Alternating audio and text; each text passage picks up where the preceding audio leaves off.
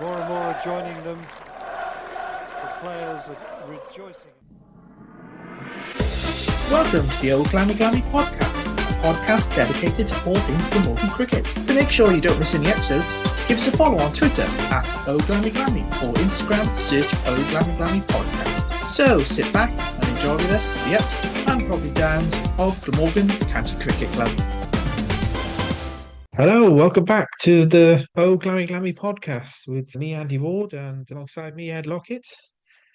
We've got a lot to get through. So on this week's episode, we will be reviewing Glamorgan women's performances in the League Two that they're in, the men's last performances. Got some club news to run through. We will then be previewing upcoming anti-championship match against Sussex, and Ed will do his regular preview of our opponents. Yeah, starting with the club news since we've been away. Good news that Ryan Hadley was announced that he will play these coming two county championship games, the Sussex away starting on this Friday, and then Surrey at home. So that's a welcome additional retaining Ryan's services. He's made an impact already with the bat and ball, and it's good that we've got him for those two games sandwiched in between the blast. Also, Captain Kean Carlson signed a 2-year extension with the club, which is a relief and fantastic news for the club. Zain Al-Hassan, he has signed an extension to the end of the 2027 season, which is a reward for his performances this year. And also Ned Lennon has signed a 2-year extension, and he'll be with us until the end of 2028. Let's hope he can remain fit and start challenging for more regular first team action. In terms of the Glamorgan women, since we last did a podcast, they've played 5 Vitality Blast League 2 fixtures, and they have won 4 out of the 5, which is an excellent going. I think that's probably the first game they might have lost this season. Lauren Parfitt, 86 off 56 against Gloucestershire. Katie Cobb took 3 wickets for 10 runs versus Derbyshire Falcons women's. In that same match, she made 86 off 54 balls. And against Sussex women, Bethan Ellis scored 71 off 55. And to get Glammy just about over the line in that one. And they played North and Steelbacks women, and Gemma Porter took 4 wickets for 21. And Lauren Parfitt once again top scored with 50 off 38 balls.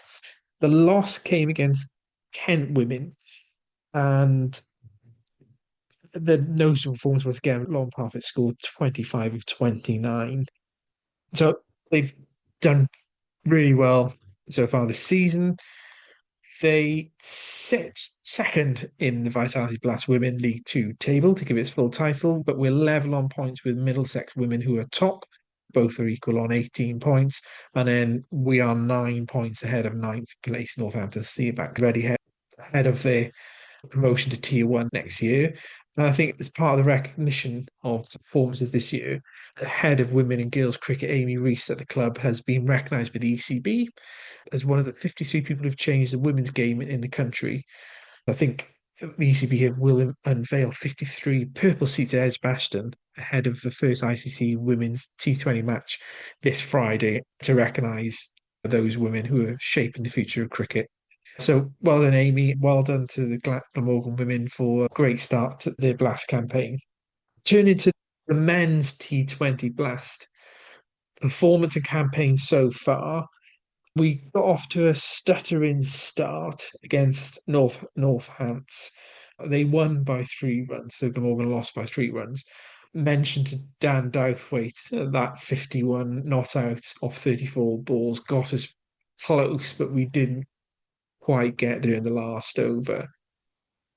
We've seen that movie before, Glamorgan, but I was hoping that they would bounce back in our second game against Gloucestershire, our first home game of the season, T20 game of the season. And once again, we lost it in the sort of final couple of overs. Gloucestershire, if we remember, they were, I think, 128 for 8, 121 for 8, sorry. And I thought it was just going to be a walk in the park then. I was just about starting the 17th over.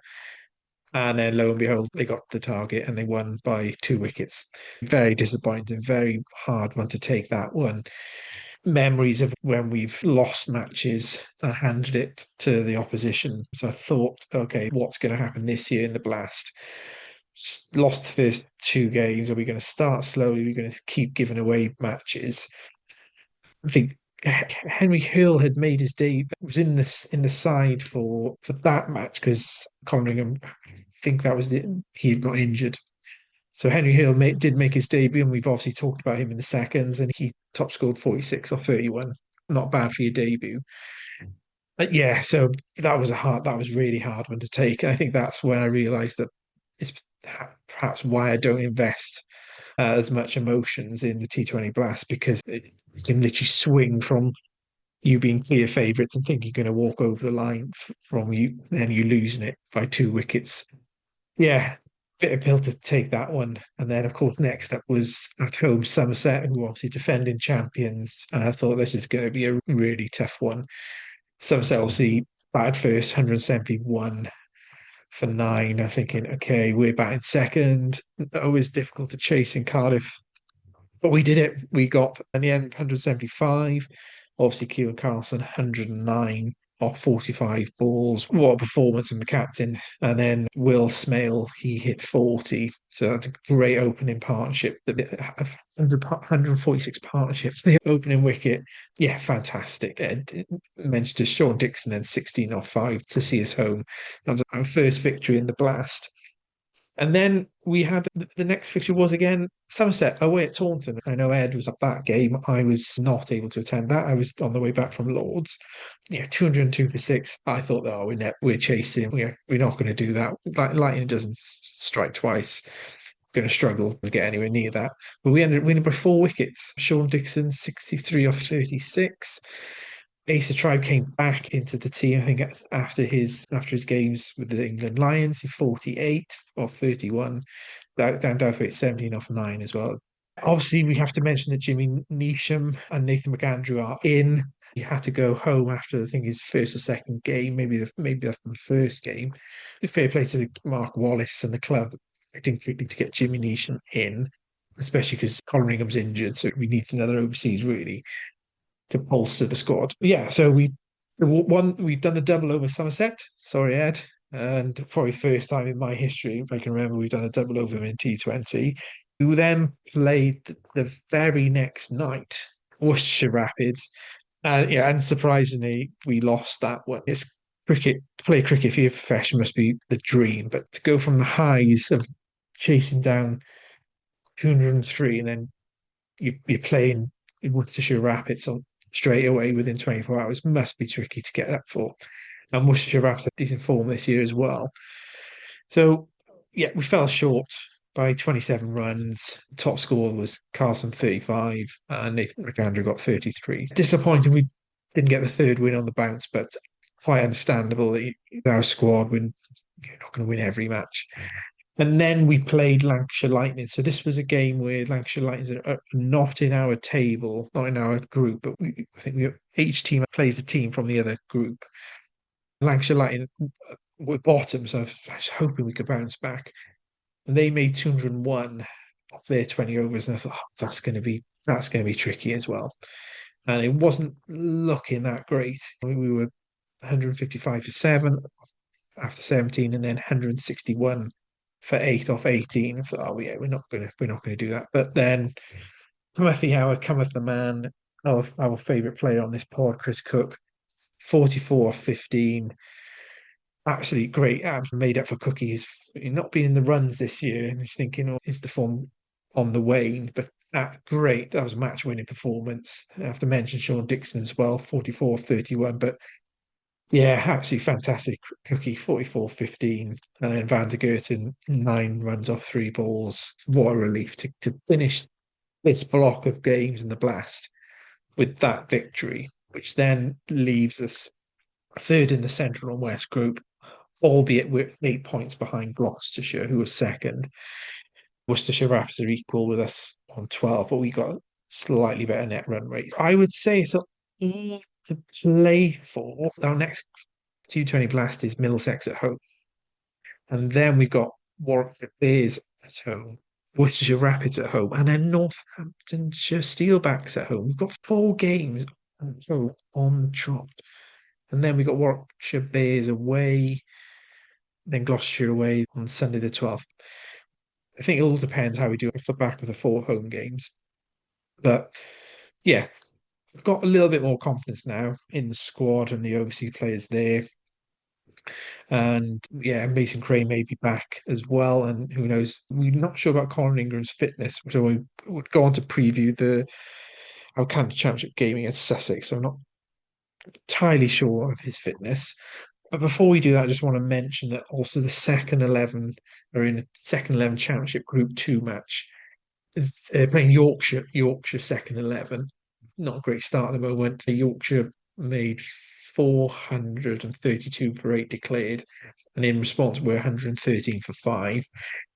Eddie Byron's got 2, and Alex Horton, who I thought might have been our first choice keeper in the T20. He's keeping wicket for the seconds, and he's got 51.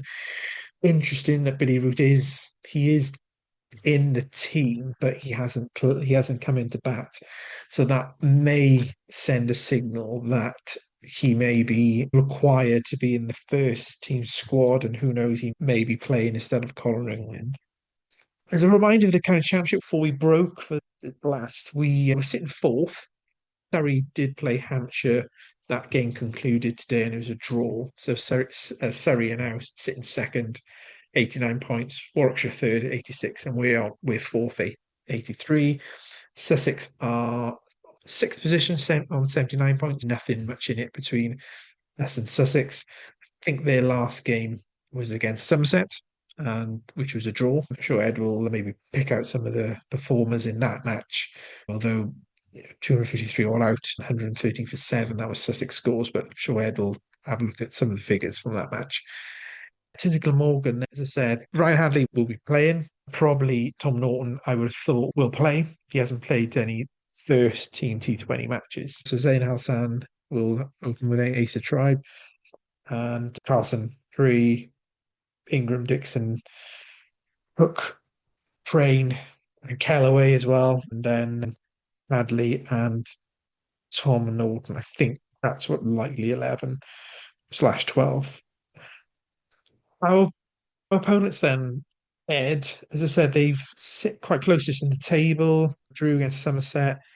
Yeah, key personnel and the sort of key performers from that last. Key personnel wise, Paul Farbrace is their coach, and the bowling coach is James Kirtley, who played a few games for England. Batting coach of is Grant Flower, Oh, I brother see. of Andy Flower. Key personnel would have been Ollie Robinson. He is their captain for their championship games leading up to his recall. I think I've always been quite a fan of John Simpson, who's their keeper and left-hand bat. So it's maybe his second or third season with Sussex, but he's always been a decent just county player with Middlesex previously. So he'll be someone to look out for. I think he'll probably Yeah. captain in place of Robinson. As far as their last game against Somerset, so Somerset batted first and 526 for 8 declared. So it doesn't necessarily point to a fantastic bowling lineup, and that was with Robinson. Somerset bowled them all out for 253, and then following on 113 for 7, they were very much saved by the rain. Even though it's quite close in the table, the way that Glammy have been performing, I would fancy Glamorgan to be really strong contenders in this game. So there's no one necessarily within Sussex that is necessarily screaming out to me that the overseas player is Australian Dan Hughes. He will most likely open the batting. Jack Carson, bowler whose name rings a bell. I'm weirdly got a little bit of confidence because we've won a few games. It's just a case of how we now adapt from the white ball T20 to back to championship cricket. That first couple of sessions is going to be key, isn't it? How are you going to adapt back to the red ball championship pace of cricket? Yeah, we should be in for an interesting 4 days. Hopefully, it all goes to 4 days. Very excited about the return of championship cricket. Happy the way we are in the T20. So all in all, it's a positive time for Glammy, I think. Tell us about your first experience at Lords, Andy. My first experience, those keen listeners will have remembered that I went to final in 2013 with Glamorgan in the over competition against Notts, and we lost. And Notts brought back Stuart Broad and Graham Swan, and we were like, oh, great. And they beat us in that final. So that was my first experience, and it was depressing. But the experience last Thursday was my first test match, and it was very special. I would recommend it to anyone. Great atmosphere, and just was there from 10 o'clock, and we left at 7, and it flew by. It's a great day out. Delighted we did it. And even with the rain breaks, I could just spend all day walking around the architecture and looking at just in a museum, and great for people watching. Great year back, Ed, and thank you to everyone for listening and downloading and for liking and subscribing our YouTube channel. We will be back next week to review the outcome against Sussex and then preview the Surrey match before we then take a sort of hiatus for the T20 Blast to conclude. It just leaves me to say, go Glammy.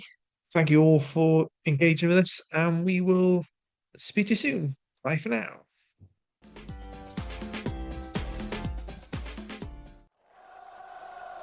More and more are joining them. The players are rejoicing.